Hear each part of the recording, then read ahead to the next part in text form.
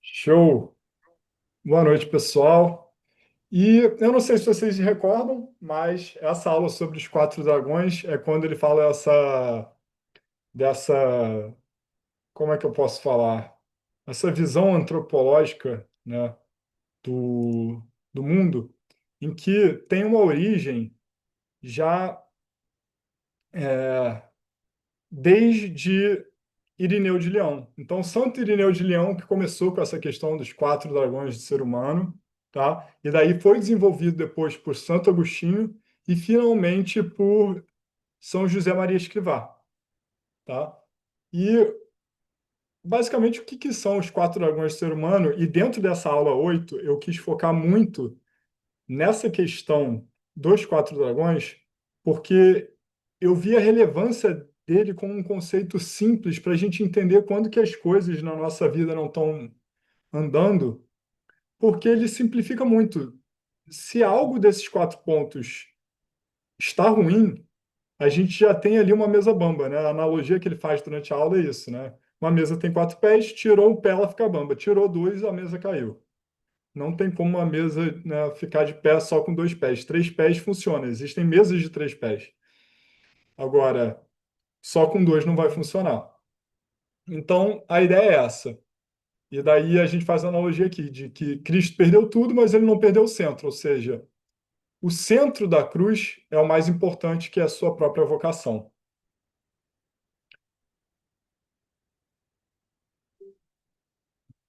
Daí aqui, peço desculpa pelo WhatsApp, vou mutar o WhatsApp aqui para não ficar atrapalhando a gente. Mas vamos lá. Deixa eu abrir o chat aqui também, se vocês Ô, quiserem. Lucas, Fale comigo. será que eu consigo entrar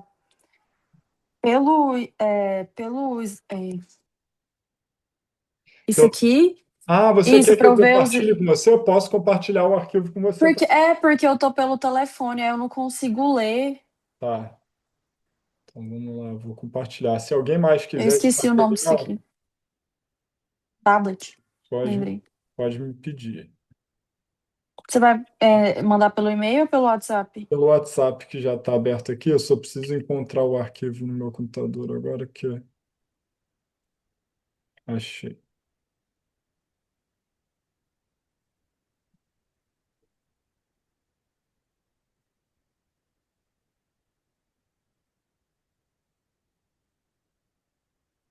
Não, ótimo. Então manda. Eu estou terminando de fazer uma janta aqui e já vou Tá bem. tentar para ver direitinho. Eu É, também estou no telefone. Aí eu vou passar você, para o computador. você consegue me chamar no WhatsApp, Alba, que eu não tenho seu contato?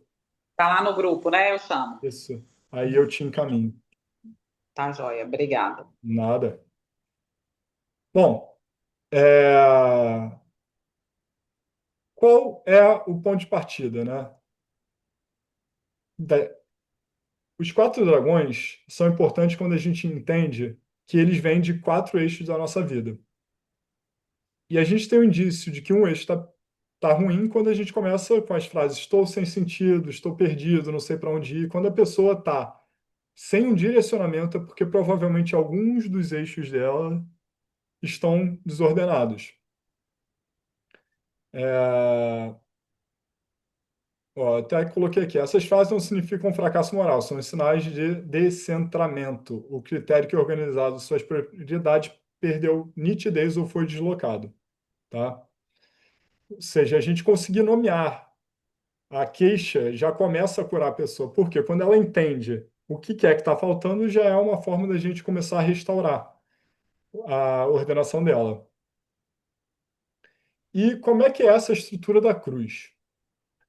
Quando a gente entende que a cruz nada mais é do que realmente quatro eixos, em que no centro tem a vocação, e essa vocação ela se estende verticalmente para a fé, né? Ou seja, quando a gente olha para o transcendente, a gente olha para Deus. Quando a gente olha para baixo, a gente olha para o imanente, para o mundo, ou seja, aquilo que vem da concupiscência, que sou eu, a minha saúde. Tá?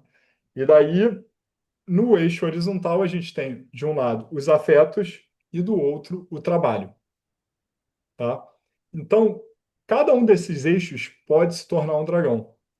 Esses eixos, eles podem se tornar o dragão de que forma? Ou então a gente dando um foco exacerbado, ou seja, a gente hipertrofiando algum desses eixos, a gente colocando ele no centro, ou seja, como se esse eixo fosse a nossa vocação, ou seja, o nosso trabalho é a nossa vocação, ou quando a fé é a nossa vocação. Aqui eu vou excluir o sacerdócio, tá? Porque quando a fé é a nossa própria vocação de trabalho, né?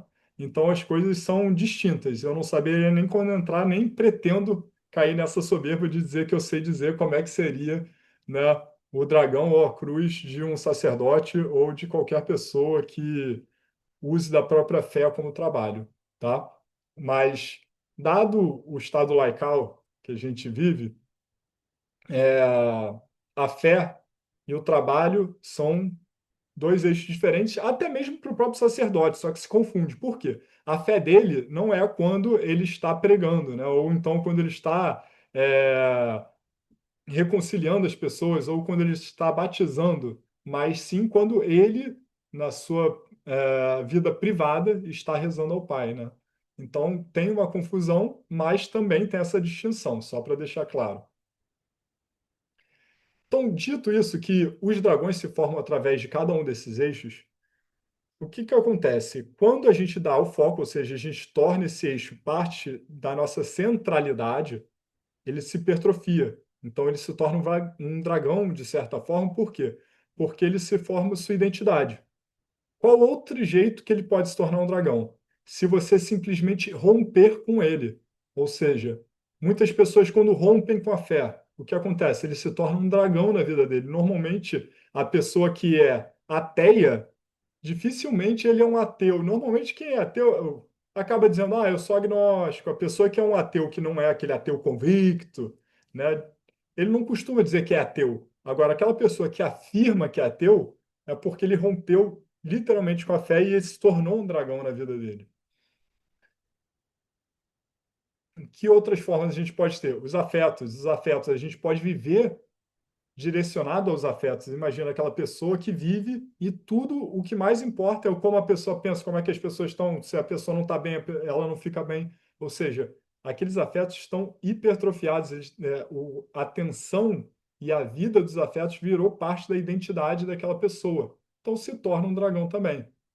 A saúde é a mesma coisa. Aquela pessoa que ela simplesmente, às vezes, se torna um dragão. Exemplos claros de doença na saúde que se torna um dragão, né?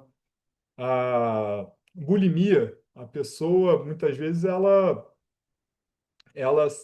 quer, teoricamente, ter um corpo saudável, ela quer se alimentar de certas coisas que ela sabe que não deveria, mas aí ela acaba associando aquilo à imagem dela.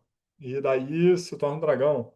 E diversas outras formas, tá? Que a gente está falando brevemente, depois a gente retorna. Mas se um vetor se rompe, a vida bambeia, né? Se dois se rompem, a mesa cai. Coloquei aqui como uma, uma citação aqui para poder ficar bem marcado. O que, que é importante que a gente entende? Que muitas pessoas vão viver, às vezes, meio com um eixo meio que desalinhado, né? Um vetor desse desalinhado. E tá tudo bem, a pessoa consegue carregar. Agora, quando nós temos um problema em mais de um desses vetores, aí que o problema começa a realmente a aparecer, né? E cada braço da cruz representa um vetor fundamental, né? Aí aqui eu coloquei, depois vocês consultando aí, vocês vão ter, né, que podem ocorrer dois problemas. O rompimento, ou seja, o perda do vetor, ou a idolatria, né, um vetor hipertrofiado que ocupa o centro. E daí, quando a gente fala que no centro é a vocação, a gente precisa entender, então, o que que é a vocação. A vocação, no uso comum, né, para nós que já sabemos que a vocação não se resume à nossa profissão, mas no uso comum, ela é a profissão, a aptidão natural, né, aquele talento específico. E na nossa fé cristã é o chamado divino, que organiza a vida inteira. Nosso chamado é a nossa vocação, né? E a nossa vocação última é a santidade. Deus nos quer unido a Ele. Mas a gente tem várias camadas disso, porque a vocação última está unida a Deus, mas a gente tem o como que a gente vai atingir isso. Então a gente pode atingir isso através do matrimônio, do sacerdócio, da consagração. E embaixo disso tudo, para que se sustente tanto o matrimônio como o sacerdócio, como a consagração, a gente tem aquela vocação secundária, na verdade, que ela é uma base, que é a profissão, seus talentos, a forma como que você se serve, né? Então, a vocação não se reduz à profissão e as camadas, elas conversam entre si, né? Então, a santidade, ela vai permear matrimônio, sacerdócio, consagração, a profissão e os talentos. Então, tudo isso aqui são vasos comunicantes, como a gente diria na engenharia. Uma coisa não se move sem que a outra se mova junto. E daí aqui eu já fiz essa distinção brevemente, mas qual a diferença entre a fé como centro e a fé como vocação, né? Ou seja, a vocação é o que eu sou chamado a ser e a fazer. A minha missão específica, a minha identidade, meus propósitos únicos, minha resposta pessoal ao chamado, o para que eu existo. Enquanto que a fé, enquanto eixo, é o como eu permaneço firme nesse caminho, é o como eu confio em Deus. Porque se eu sou chamado a Deus a ter uma identidade, a um propósito único, isso é minha vocação. Mas o como que eu vou executar isso, aí isso se torna o eixo da fé, porque é a confiança que você precisa depositar em Deus, é a sustentação espiritual, é a esperança quando tudo, né, acaba se escurecendo, que acontece na nossa vida. Nós temos diversos momentos que isso vai acontecer. Se tem uma coisa que a gente pode ter certeza que a gente vai ter aí percalços ao longo da vida. Então, aqui eu botei uma frase bem marcante para a gente entender. A vocação diz para onde eu vou e a fé sustenta para que eu continue indo. Porque a vocação, se a gente ouvir, né, a gente ouvindo o Espírito Santo, talvez dentro de nós, ou seja como você determinar, mas a vocação vai te dizer para onde que você deve caminhar, se você tiver essa sensibilidade. E a fé vai te sustentar nesse caminho, porque o caminho, muito provavelmente, não vai ser um caminho é, né, florido do início ao fim. Aí eu coloquei uma analogia aqui. Se a vocação é o destino da viagem, a fé é a confiança de que vale a pena continuar andando, mesmo que o caminho fique escuro ou íngreme. A fé pode fraquejar sem que a vocação desapareça.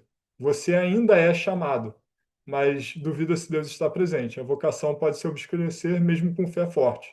Você confia em Deus, mas perdeu clareza sobre o seu chamado específico, né? Ou seja, o que pode acontecer? Você pode ter a fé fraquejada, ou seja, você tem medo de caminhar, ou seja, você não tem certeza se esse é seu chamado, porque sua fé está fraca e você começa a refletir isso na vocação. Como pode ser o contrário, às vezes sua vocação começou a se obscurecer e daí a fé às vezes não te sustenta, porque você não tem certeza do caminho. Então, do que adianta a fé se eu não sei para onde eu vou? Você se sente sem estar guiado. Talvez parecido com o povo no deserto, né? Eles não sabiam, eles queriam voltar para a certeza da escravidão do que da dúvida do deserto. Então, no deserto, a gente provavelmente vai enfrentar períodos em que a gente vai duvidar se aquela realmente é a nossa vocação. Então, essa comunicação entre vocação e fé também é muito intrínseca. A gente vai ver aqui que todos os eixos batem muito na vocação, mas a fé, ela tem uma correlação muito grande. Aí eu botei um exemplo prático aqui. Um padre em crise de fé ainda tem a vocação sacerdotal, mas o eixo da fé está fragilizado. Um jovem cristão fervoroso pode ter fé robusta, mas ainda buscar clareza vocacional. Então, caminhando um pouco mais, o que seriam os dragões específicos? Vamos entrar em cada um dos dragões, né? O dragão do eu ou da saúde, né? O dragão do corpo, da psique, do cuidado de si. Daí eu coloquei aqui no versículo, né, de Coríntios 6, versículo 19, vosso corpo é o templo do Espírito Santo. Por quê? Para mostrar mais uma vez como a nossa vocação e Deus, todos os eixos eles se comunicam, tá? Então, a saúde, ela tem essa comunicação também com parte da fé, porque o nosso corpo é templo do Espírito Santo, ao mesmo tempo que ele está no mundo, então a gente tem a concupiscência. E quais são as manifestações comuns de doença no corpo? são as doenças crônicas, exaustão prolongada, ansiedade persistente, crise de identidade, tá? E daqui a gente pode começar a brincar também, às vezes, com eixos que se confundem. Por exemplo, um atleta. Um atleta, se ele tiver um dragão no campo da saúde, ou seja, ele tiver alguma doença, se ele tiver algum rompimento, alguma quebra ali, ele vai ter automaticamente uma quebra também na profissão dele. Ou seja, o eixo da profissão, né, o vetor da profissão, melhor dito, né, que o eixo é afeto e profissão, mas o vetor da profissão vai estar tão quebrado quanto o vetor da saúde. Por quê? Porque ele é atleta. Então, o direcionamento dele dentro da profissão está intimamente ligado à saúde. E daí a gente começa a ver algumas complicações, porque mesmo esse caso é muito claro de que há essa mistura. Mas nós, por exemplo, como. Ah, tem gente pedindo aqui para entrar. Ótimo. Então, voltando aqui ao que eu estava dando como exemplo. No caso de um esportista, né, de um atleta, é muito nítido você ver que uma quebra na saúde acaba acarretando uma quebra também na profissão. Mas e nós, enquanto terapeutas? Nós também podemos ter um problema, às vezes, dentro do dragão da saúde ou do dragão dos afetos, que acaba afetando a parte da profissão também. Por quê? Porque, bem ou mal, tem certas coisas que é muito difícil a gente compartimentalizar.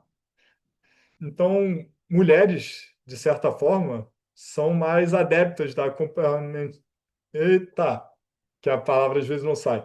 Compartimentalização. Por quê? Compartimentalização é uma habilidade e ela tem que ser treinada. E essa compartimentalização, para o homem, no trabalho, é muito simples.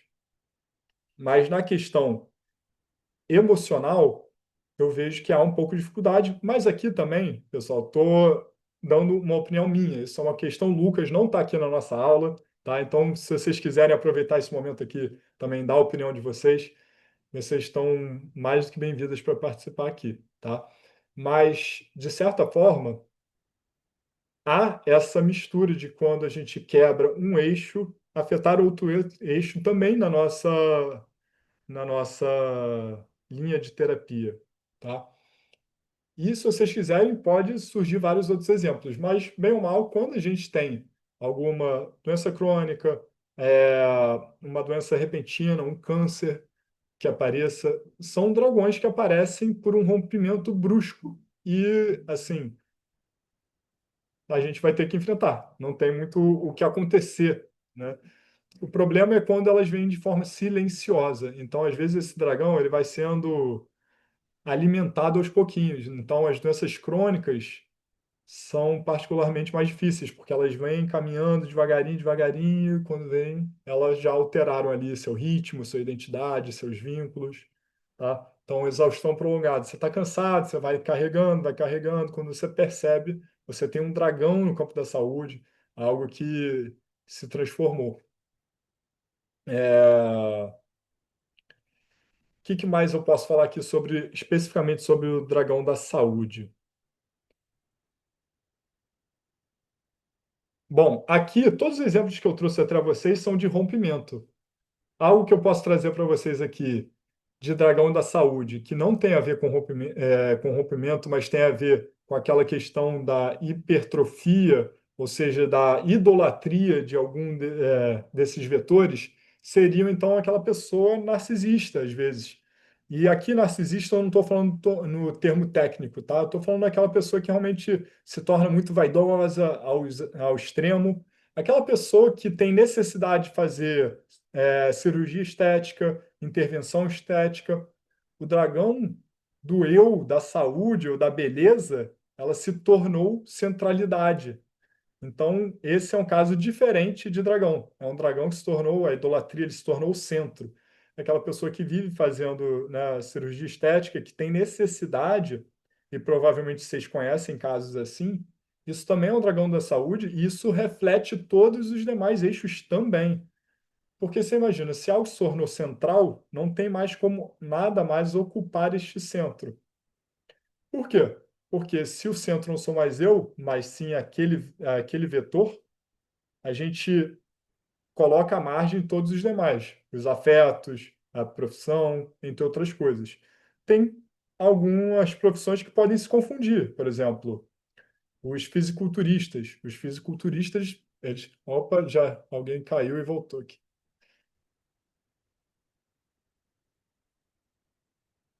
Pessoal, se alguém souber me indicar como que eu faço para surgir algum barulho aqui, para quando vocês caírem e vocês pedirem para entrar, aparecer a mensagenzinha aqui, porque fica bem escondidinho, eu não sei. Aí eu, às vezes, eu perco um tempão antes de admitir vocês de volta. Eu também não sei. Né? Mas tranquilo, eu vou buscar ficar atento aqui. Mas às vezes eu me perco um pouco nas minhas explicações, aí quando eu vejo tem alguém na fila aí para entrar. Mas o que que eu estava falando é sobre, por exemplo, algumas profissões podem confundir, né?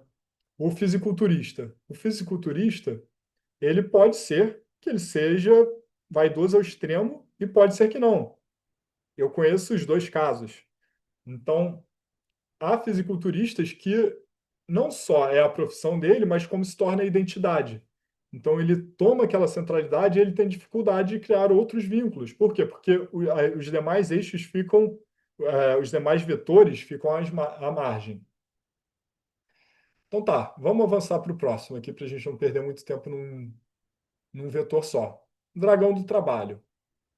O vetor do trabalho, ele é o vetor da dignidade do labor, da missão, da função. Ou seja, o Senhor colocou o homem no jardim para cultivá-lo, né?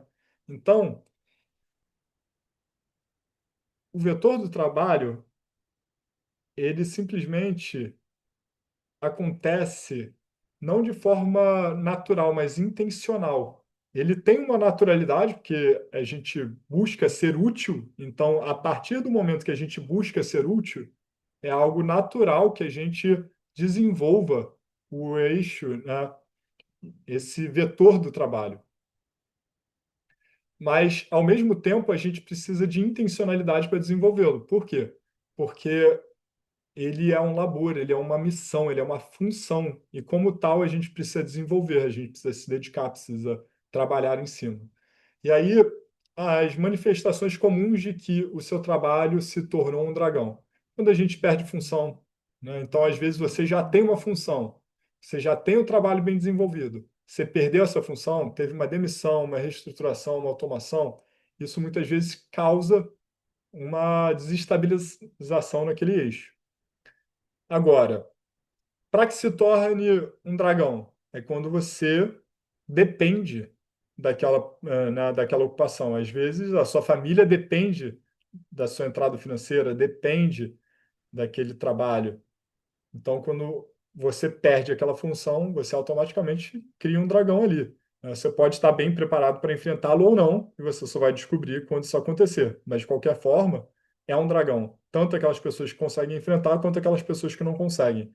Quanto as que não conseguem, a gente está aqui exatamente para identificar que faz parte da vida. E quando isso acontece, não é simplesmente porque, né, muitas vezes a pessoa, ainda mais na atualidade, né, culpa muita pessoa, a pessoa fica se sentindo culpada, mas faz parte. É doloroso. Então, essa visão antropológica de que isso é um vetor, e esse vetor está quebrado e a gente precisa, de certa forma, encará-lo como tal, e que é difícil e é um dragão, ao meu ver, é algo, como que eu posso dizer, minimamente tranquilizante, né? Porque a gente encara de uma forma diferente. Mas grande problema acontece também quando a gente tem uma falta de propósito, ou seja, a gente começa a trabalhar, é aquela questão de que vai se rompendo aos poucos aquele vetor. A gente começa a não ter conexão com o trabalho, começa a sentir falta de propósito, aos poucos ele vai ruindo. É como se fosse né, uma corda que ela vai ficando poída e daqui a pouco ela arrebenta. Então, também acontece dessa forma. E daí aqui eu tenho um exemplo, já aqui nesse vetor eu já trouxe um exemplo específico também de idolatria, né? Quando o trabalho se torna o centro da vocação da pessoa, quando o desempenho se torna identidade, ou seja, aquela pessoa que é workaholic, né? Não tem problema a pessoa, às vezes, num determinado momento da vida, ela precisar colocar o trabalho como central para crescer. Não é sobre isso que eu estou falando aqui. É sobre quando isso vira a identidade central dela. Então, a pessoa que torna aquilo como identidade dela, ela não consegue viver sem aquilo, o que é um risco por si só, porque as demais coisas também podem ficar à margem, porque às vezes, você julga que seu trabalho é muito importante. Então, você também pode acreditar, porque como é muito importante, agora isso aqui tá tudo bem ele ter o local central, mas ao mesmo tempo isso faz com que você tenha provavelmente uma dificuldade na família, uma dificuldade na própria fé, muitas vezes. Então, a centralidade da identidade do trabalho também vai afetar outras áreas. E idolatria do sucesso, não só o trabalho como identidade, aqui eu posso até diferenciar. Qual é a diferença da idolatria do sucesso, né? É quando aqui é especificamente algo um pouco mais fútil, tá? Mas talvez ganância. E aqui tem um lado que é, digamos assim, piedoso. Às vezes a pessoa que ela tem uma ONG, e daí a ONG dela vira a identidade dela e aquele trabalho está central na vida dela. O Dr. Jorge fala isso mais para frente na aula 14, se não me engano, alguma aula depois, ele fala um pouco sobre isso. Eu minto, não sei se é a 14, mas é a aula que ele fala sobre os ecos. Vocês se recordam a aula dos ecos? E daí ele fala sobre o eco destrutivo, nihilista e o eco construtivista. Pá, eu vou encaminhar aqui para você a aula. Deixa eu ver aqui.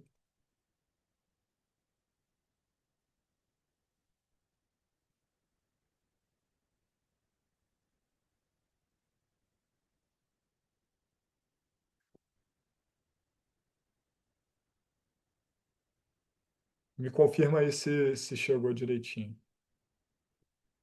Ótimo.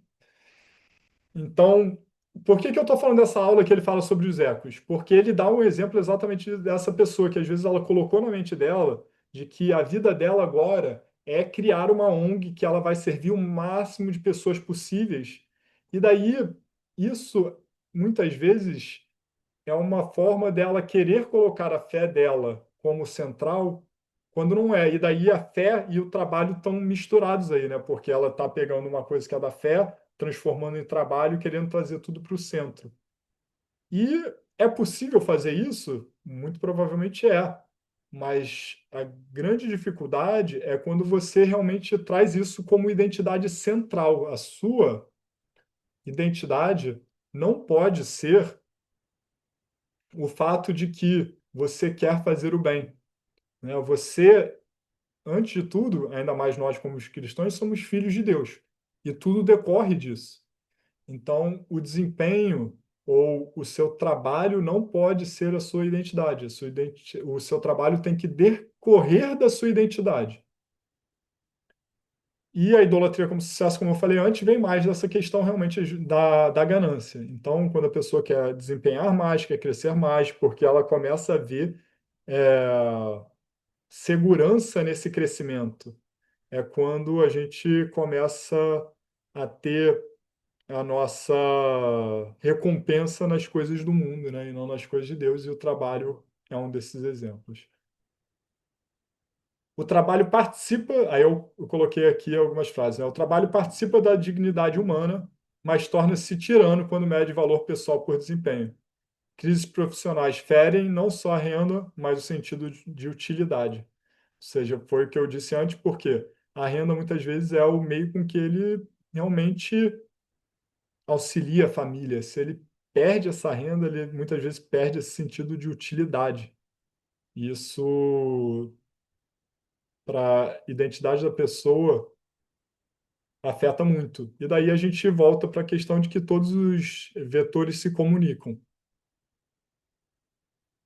Reordenar este eixo pede separar missão de função, né? Então, a gente precisa ter uma missão e essa função precisa decorrer, né, de uma missão. Funções mudam, missão permanece. O trabalho serve à vocação, não a definir por completo. E daí aqui eu coloquei por completo exatamente porque, de certa forma, vai definir. Aí pode ser um jogo de retórica, de como a gente vai conversar, vai comunicar, mas acontece. Próximo dragão, o dragão dos afetos, ou seja, dos vínculos essenciais, do amor e das relações, né? Ninguém tem amor maior que este, dar a vida pelos amigos. Eu coloquei aqui esse versículo. É, E aqui, mais do que amigos, né? No caso aqui, é importante colocar sobre a questão dos vínculos essenciais, porque se a gente também não tem hierarquia nas nossas necessidades, por isso que a gente precisa amar a Deus sobre todas as coisas, né? Então, antes de tudo, a gente dá a nossa vida a Deus.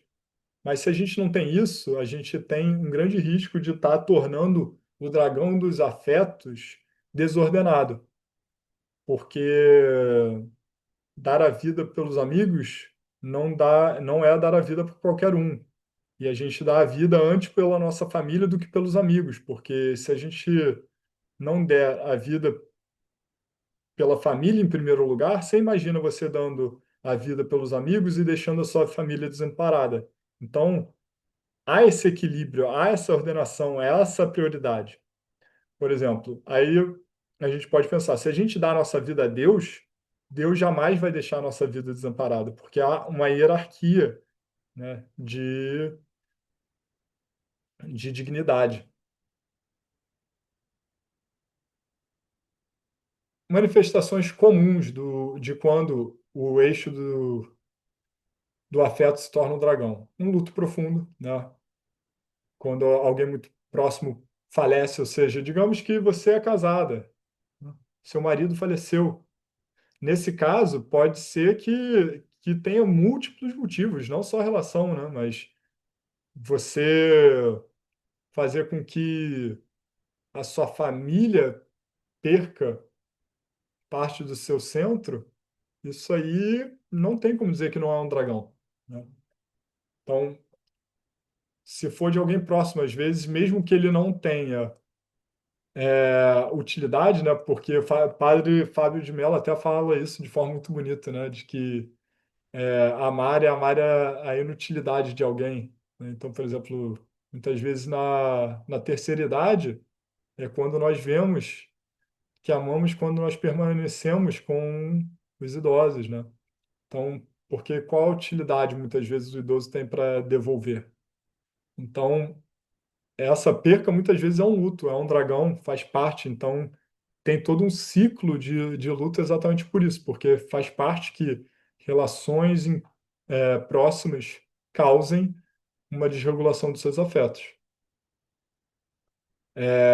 Abandono e rejeição, né? Muitas vezes podem tornar o coração frio, né? Se esse abandono, essa rejeição, ela atua de uma forma muito íntima, tem a ver com a sua identidade, aquela relação era algo muito próximo, e você quebra, e bem ou mal, é o que nós estamos fazendo aqui na mentoria do Dr. Jorge. Quando a gente pega isso e eu peço desculpas aqui, acabei me perdendo aqui, que chegou uma mensagem, acabei visualizando aqui, peço desculpa a vocês. Mas, retornando, aqui, quando a gente perde, por exemplo, um marido ou a esposa, né, se tem uma rejeição, essa ruptura de um casamento que teoricamente não era, porque nós sabemos que casamento é para ser para sempre, senão ninguém se juntava, e além disso, nós temos dezenas de outras razões religiosas ou não, para dizer o porquê que não devemos nos separar, mas se há uma quebra no matrimônio, você não tem como dizer que aquele abandono e rejeição não vai afetar a pessoa.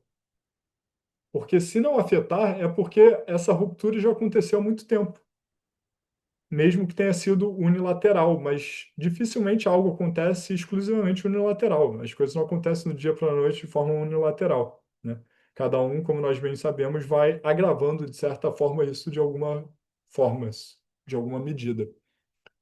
E daí está aqui, rupturas relacionais, né? Porque o abandono e rejeição nada mais é também do que uma ruptura, né? De um casamento. Aí pode ser um divórcio, traição, distanciamento. E uma solidão crônica, né? Também é um dragão no afeto mesmo rodeado de pessoas. Às vezes essa solidão crônica é um sentimento de falta de conexão. Às vezes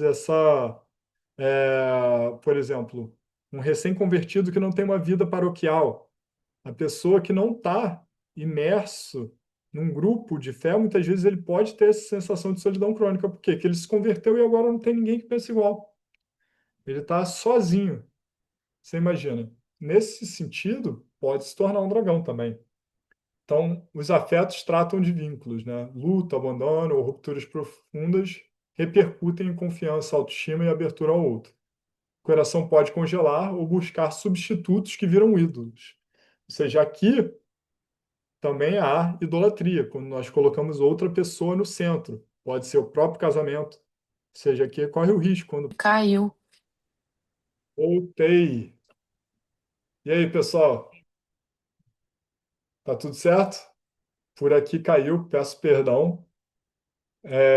Tô achando que aqui está meio intermitente. Talvez por isso que algumas de vocês tenham caído e a culpa não tivesse nem sido de vocês. Tivesse sido aqui do meu lado. É, mas vamos lá.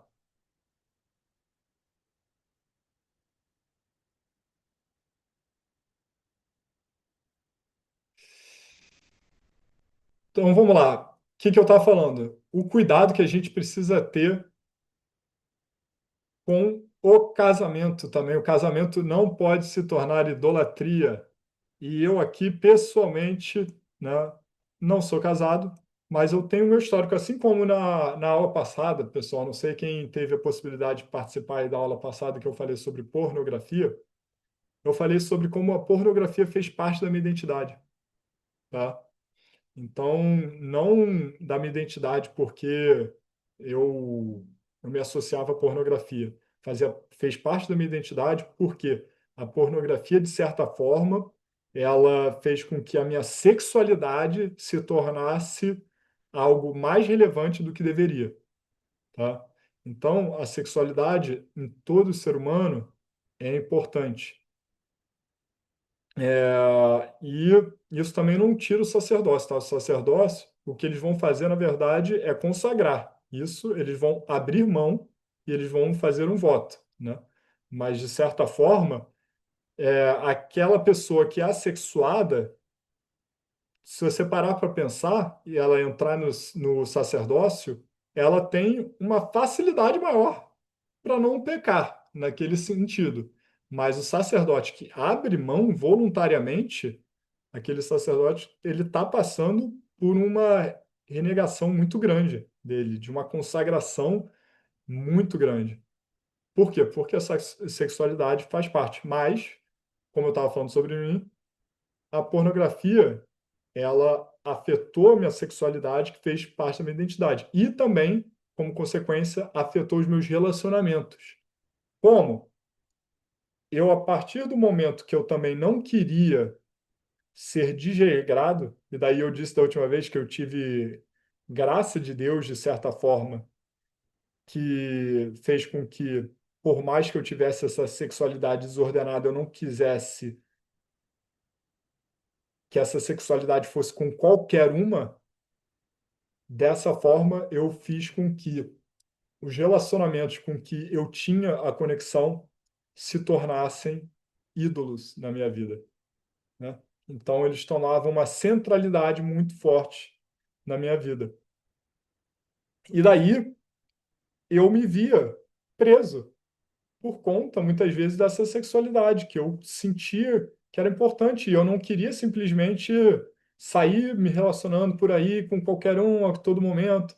Muitas vezes, amigo, pô, pelo amor de Deus, fica com isso, sabe? Então, aquelas influências, né? Querendo falar, né? Ah, vai lá, pô, por quê? Por que não? Isso. deixa de ser frouxo, né? Aquelas coisas que a gente sabe, né? Que no mundo é, a identidade do homem é como se ele fosse realmente tivesse mais valor por quanto mais ele reproduzisse, como se fosse gado de matriz, né? E daí isso de certa forma fez com que os afetos tomassem uma parte muito importante da minha vida, porque a partir do momento que eu estava preso nesse vício, de certa medida, de gula e não de luxúria, porque quando a gente pensa em luxúria, a gente pensa em ter aquilo que a gente não tem, mas sim de gula, porque eu queria mais daquilo que eu já tinha, eu vivia também com esse afeto desregulado e na centralidade da minha vocação, e bem ou mal, por isso que eu tive tantas dificuldades ao longo da minha vida, que isso daí pode ficar para um relato para um outro momento. E, por último, o vetor da fé. O dragão da fé, como que ele vai acontecer, então? É, o que é o vetor da fé? A esperança no invisível, a confiança em Deus, tá? A fé é a certeza daquilo que esperamos. Então, como que se manifesta o dragão da fé? Pode ser, às vezes, um escândalo que abala a confiança na igreja. Então, nós que somos aqui católicos, um escândalo dentro da igreja muitas vezes afeta, e já me afetou. Por quê? Porque a gente começa a se questionar, né? A gente começa a se questionar se realmente a igreja está sendo guiada pelo Espírito Santo. Será? Será que é? Será que não é? Eu estou em dúvida. E daí, isso mesmo para quem não é católico, né? Para quem é pastor, começa a ver não sei quantos casos de pastores, não sei se vocês lembram do caso Flor de Lis, foi um dos casos mais, né, assim, hedônios que eu já vi. Então, esses escândalos abalam a fé das pessoas, porque você pega pessoas que estão dizendo que são de Deus e agem dessa forma. Então, esses escândalos vão criar um dragão na fé, vão fazer com que as pessoas tenham dificuldade de enfrentar, né? Por quê? Porque você cria um rompimento, é um rompimento de confiança de certa forma, na humanidade. Por mais que a gente saiba que a humanidade é decaída, a gente tem uma esperança, né? Que é nos unirmos a Deus, mas a gente tem a esperança de que venha a nós o vosso reino. Então, se vem a nós o vosso reino, a gente espera que a gente tenha um vislumbre aqui na terra do reino do céu. E quando essas coisas acontecem, a gente tem uma quebra de confiança, né? E então, esses escândalos certamente desenvolvem dragões na fé. Silêncio de Deus diante de orações urgentes. Então, e esse silêncio de Deus não necessariamente é um silêncio do próprio Deus. Às vezes, essa necessidade de ouvir Deus e a gente não conseguir ouvir, esse silêncio, né? Muitas vezes cria um dragão na fé. Por quê? Porque a gente tem uma necessidade de resposta, a gente sente uma necessidade de resposta que não vem. Então, isso pode criar também um dragão na fé. E daí a gente precisa entender como a gente está abordando a fé também, muitas vezes. Porque o silêncio, às vezes, já é uma resposta, mas a gente quer uma resposta desenhada, clara, a gente quer que apareçam anjos, que a gente quer que alguém profetize alguma coisa, que aconteça uma coincidência 3 vezes, 5 dias seguidos, para que a gente tenha certeza absoluta de que nós não nos enganamos. Mas não é assim que Deus opera. Sofrimentos coletivos, né? Ou seja, sofrimentos que obscurecem a esperança, né? Como tragédias, guerras, entre outras coisas. E dúvidas existenciais. Dúvidas existenciais também fazem com que você perca o sentido e o propósito. Aí a fé sustenta o invisível quando a realidade escurece. Escândalos, silêncio divino e sofrimentos coletivos abalam a confiança. A escritura conhece o lamento e legitima a noite, né? Ou seja, a gente sabe a noite que tem a noite escura do corpo, a noite escura da alma. Então, as escrituras conhecem bem esse lamento. Por isso que é importante que dentro da fé, quando a gente está sofrendo, a gente leia sobre sofrimento, para a gente entender as diferentes vertentes do sofrimento, as diferentes formas com que as pessoas sofreram, porque não para a gente entender o sofrimento, mas para a gente entender como é que foi a abordagem da fé daqueles que sofreram, para que a gente tente abordagens de fé similares. Porque se a gente não sabe como a gente pode abordar a fé, o- as escrituras podem dar esse indício de como a gente pode abordar a fé diante daquele desafio. E crer não nega a dor, ajuda a atravessá-la, né? Em linguagem bíblica, o clamor abre espaço para a esperança, e a fé se purifica quando aprende a permanecer mesmo sem resposta rápida. Avançando, né? Aí tem os dois problemas distintos que eu já abordei com vocês, né? Quando o vento rompe e quando vira ídolo. Ele rompe quando há uma perda, né? Ou seja, mesa de 4 pés com o pé quebrado, tudo bombeia. Algo essencial falhou, há vazio, falta, ausência. Esse tipo de rompimento, ele pede amparo, ele pede reparo e ele pede paciência. Porque o rompimento é algo que é contra a sua vontade. Como é contra a sua vontade, é que nem quando a gente se machuca, a gente não quer se machucar, mas demora para reparar, para restaurar. Então ele pede um amparo, pede reparo, pede paciência, calma. E quando é idolatria, né? Ou seja, hipertrofia, né? Um pé inchado que ocupa o lugar do centro, a cruz desalinha. Algo bom que ficou grande demais, a obsessão, desproporção, ele pede o quê? Poda, limite, reordenação.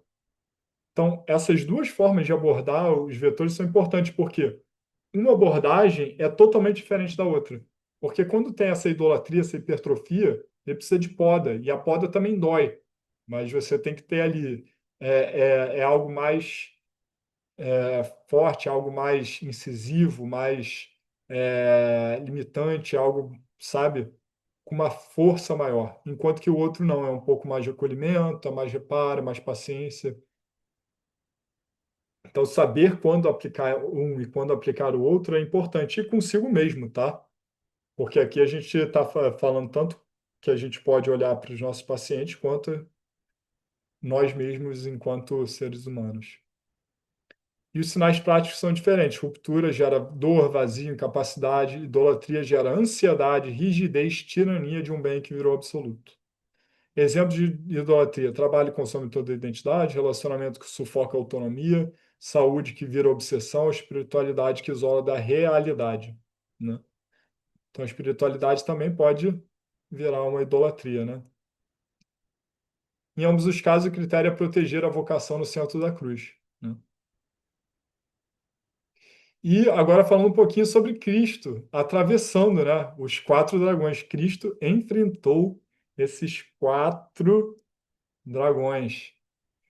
Na paixão, ele solidariza-se com cada vetor ferido, né? Aí eu coloquei aqui.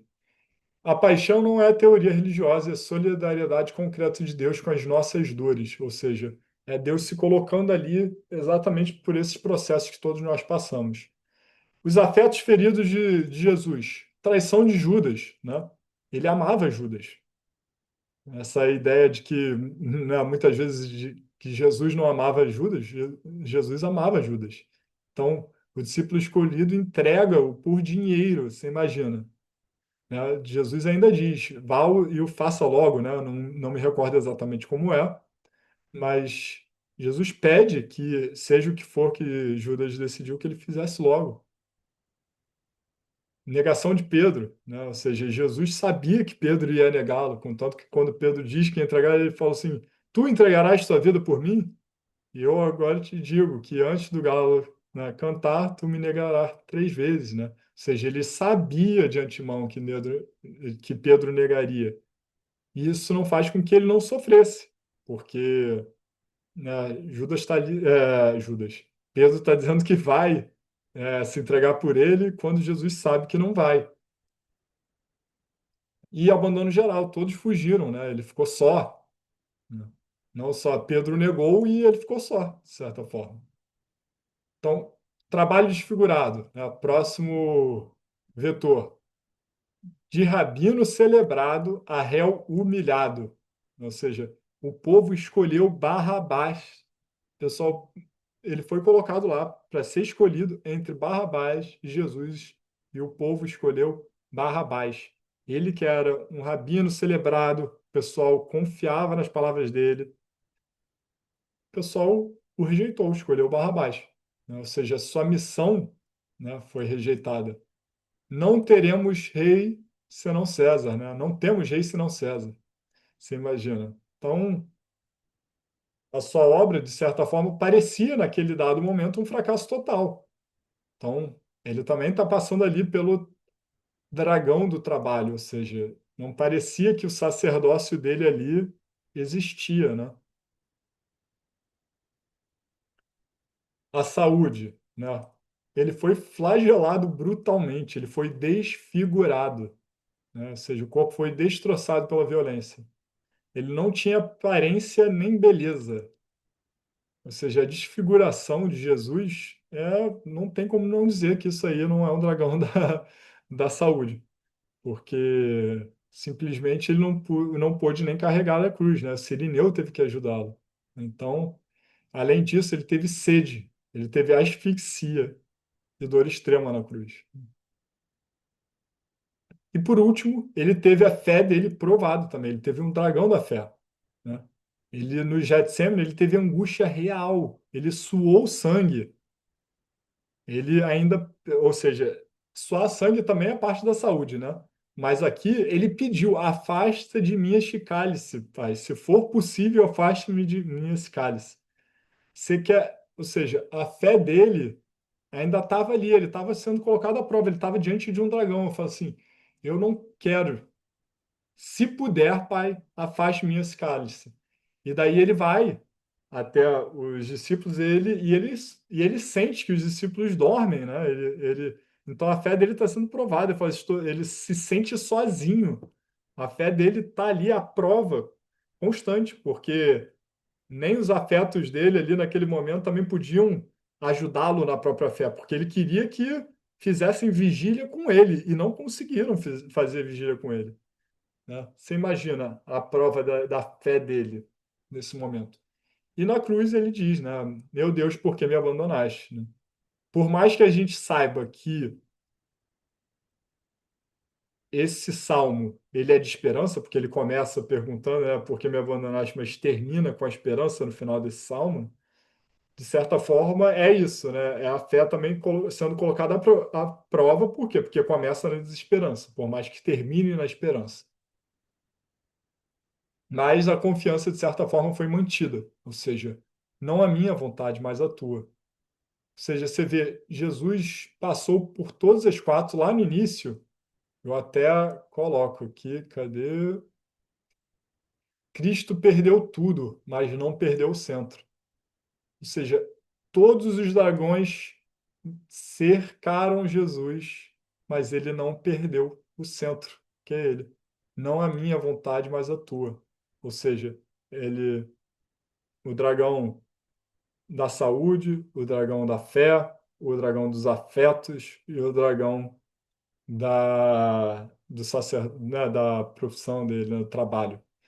Todos eles foram desfigurados, mas ele se manteve firme. Ou seja, Cristo atravessou todos os eixos. Não há dragão que ele desconheça, né? A paixão inaugura um caminho. Nela, a ferida não é a última palavra, e o amor assume forma de oferta. Ou seja, contemplar, né, a sua vida ilumina cada um desses setores e inspira a reordenação possível no cotidiano. É claro que nós não somos Cristos, né? A gente não tem essa pretensão de crer que nós conseguiremos, não de forma plena, replicar, mas nós somos chamados a sermos outro Cristo, né? Então, a ideia é que a gente permaneça com o nosso centro intacto justamente para a gente poder enfrentar esses dragões que vão surgir em nossa vida. O dragão da fé em seu ápice, no Getsemane, não se faça a minha vontade, mas a tua. Cristo experimenta a angústia real, confiar. No horto, Cristo não mascara o medo, né? Sua oração é honesta. Se possível, afasta de mim este cálice. A fé madura não anula a vontade humana, aprende a entregá-la com lucidez e temor. O Getsemane mostra que confiar pode doer e ainda assim libertar. Há uma passagem entre o medo e o abandono confiante em Deus, onde o coração permanece verdadeiro sem negar a intensidade do sofrimento. E esta é a fé que sustenta a vocação, mesmo quando tudo parece perdido.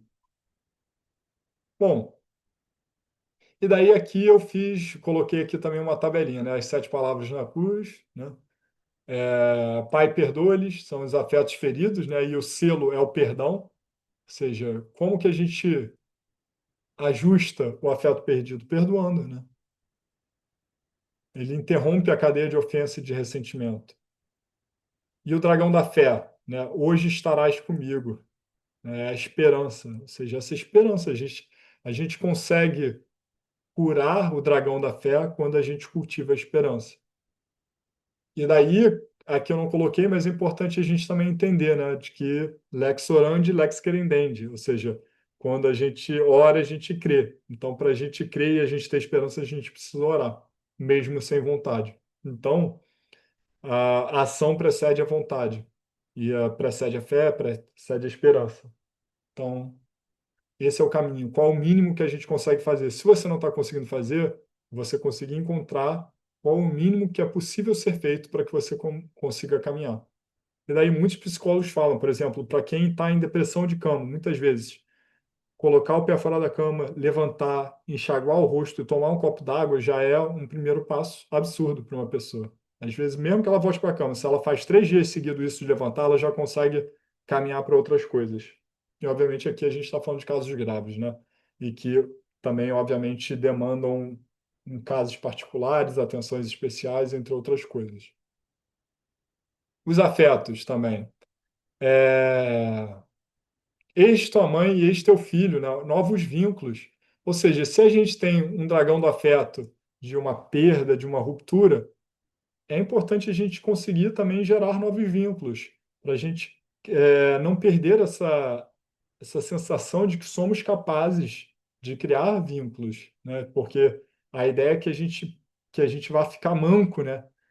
Quando a gente perde esse vínculo. E daí criar novos vínculos é uma forma de você restaurar. Então Jesus não deixa Maria só. Ela fala: Eis aí a tua mãe, eis aí o teu filho.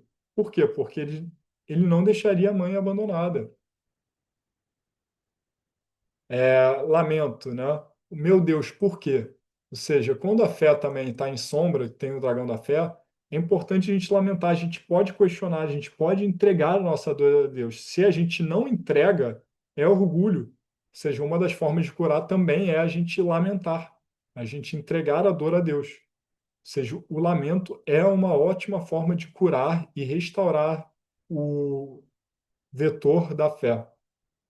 O tenho sede, né? Ali o Dr. Jorge fala muito sobre ira, né, nisso. O tenho sede também é missão, trabalho, é uma sede zelosa. Então, se você tem sede e você está com um dragão no trabalho, vá atrás. Vamos, né, corrigir isso, servir mesmo na secura, né? A missão não depende de consolação. Tudo está consumado, ou seja, quando o centro e a vocação é o dragão, né? A gente tem a consumação, é quando a gente une a dor e o amor na oferta. A missão está cumprida. Ou seja, isso aqui é quando a gente entende que a gente finalizou alguma etapa, né? Provavelmente de algum pedido que Deus teve para a gente. E Pai, em tuas mãos, né? É uma entrega. Esse pedido de entrega também ajuda na saúde. A gente precisa conseguir confiar. Se a gente vai trabalhar na saúde de diversas formas, mas uma delas é entregar a Deus. Isso aqui eu fiz só uma referência com as palavras de Cristo, né?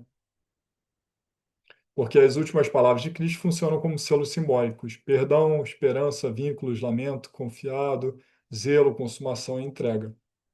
Não são slogans, mas janelas para ler a própria história. Cada selo conversa com um dragão específico, ajudando a fechar rachaduras e evitar hipertrofias. São memórias vivas da paixão, capazes de reorganizar afetos, escolhas e sentidos perdidos.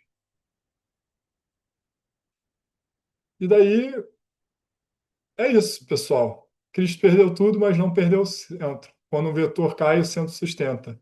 Quando o vetor isca, o centro reequilibra. E daí aqui eu tenho o encerramento. Pai, eu entrego em tuas mãos o meu espírito, né? Quem quiser também, já enviei aqui para 2 pessoas aqui esse documento. Quem mais quiser, pode me pedir. Mas é isso, pessoal. Espero que vocês tenham gostado. Se quiserem comentar, conversar, esse é o momento agora, está aberto aí para todo mundo. Boa noite. Se puder me enviar, eu também quero, viu? Claro, me chama no WhatsApp que eu te encaminho, tá, Joyce? Lá onde você entrou na aula tem o meu WhatsApp. Você me chama lá que eu te encaminho, tá bom? Tá certo, obrigada. Muito obrigada pela sua disposição. Isso. E aí, o que Muito você achou? esclarecedor, viu, Lucas? Achei muito, muito clara a forma que você explicou. Muito simples, fácil de entender, que estava bem confuso para mim. Eu Esse também achei bem mais fácil. Porque Bastante. Eu eu até peguei meu sei, caderno aqui da aula do dia que eu anotei. Aí eu sei agora, até porque quando eu não presto muita atenção na aula, eu sei porque que é aquela aula que eu não estou entendendo muita coisa. Aí eu falo, nossa, tá difícil mesmo de entender. E aí a aula dele parece que fluiu agora.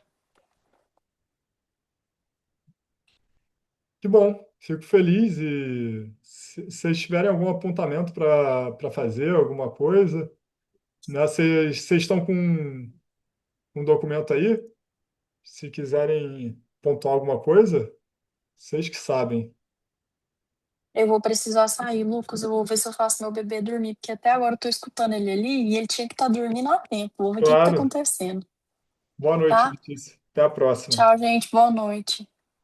Alba, Joyce, Juliana, se quiserem, esse é o momento aí de falar alguma coisa, se quiserem então, falar. vamos nisso aqui para a prática. Então, a alteração do vetor, que seria o dragão. Isso. Aí eu como é que eu vou falar? O paciente me sinalizando, achando esse dragão, como que eu vou, qual seria, eu vou trabalhar a vertente oposta. Ó, a primeira coisa que é importante é identificar o vetor, tá? Identificou o vetor, o que que você vai fazer? Você vai ver o porquê que aquele vetor está desregulado. Se ele está desregulado porque ele está hipertrofiado, se ele transforma em um ídolo aquele vetor, ou se é porque ele teve uma ruptura. Isso, normalmente, quando você identifica, você provavelmente já vai ter indício, mas não Uhum. necessariamente.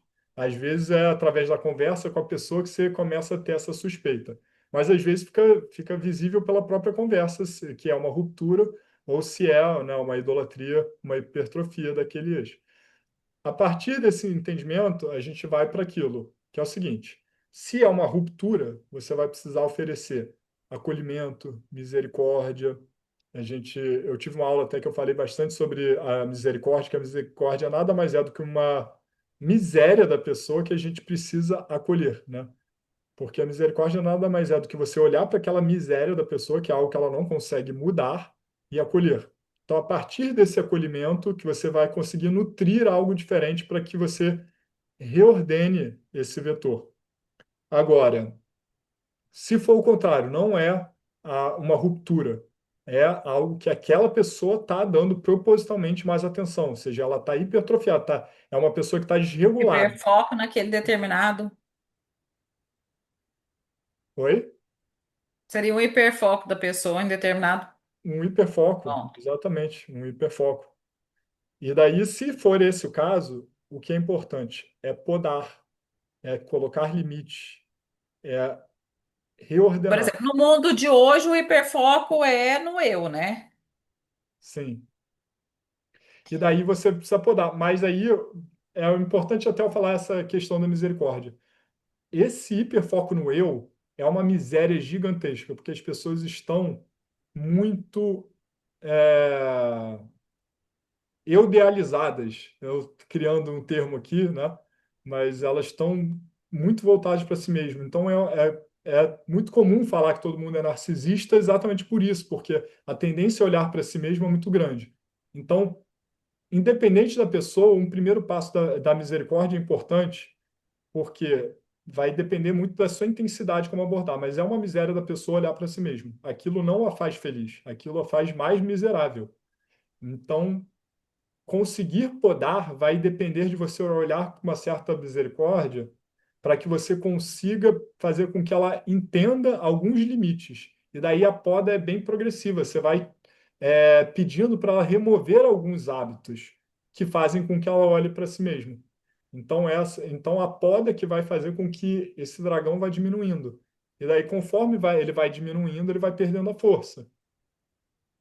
Mas é aquela coisa, também é muito difícil, porque a gente sabe que a gente trabalha com um psique humana, né?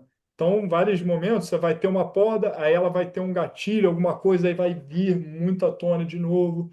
Então, é algo progressivo, é algo que não se trabalha de forma muito. Eu digo que o trabalho da poda é bem mais desafiador do que o trabalho da restauração por uma ruptura. Mas os dois são grandes. Por quê? A pessoa não fez por vontade própria. A ruptura nunca vem por intenção dela. Já a hipertrofia vem por intenção dela. Então, você fazer com que a pessoa mude porque ela tem que mudar, porque ela se causou esse problema, é mais difícil do que ela tem que mudar porque ela não causou problema, mas se ela não mudar, ela vai continuar na mesma dor. Sabe? Entendi. É Fez porque sentido? às vezes, ela não enxerga a necessidade da mudança. Exato. Até porque a dor, isso a gente. Eu não sei se o Dr. Jorge aborda isso em algum momento, tá?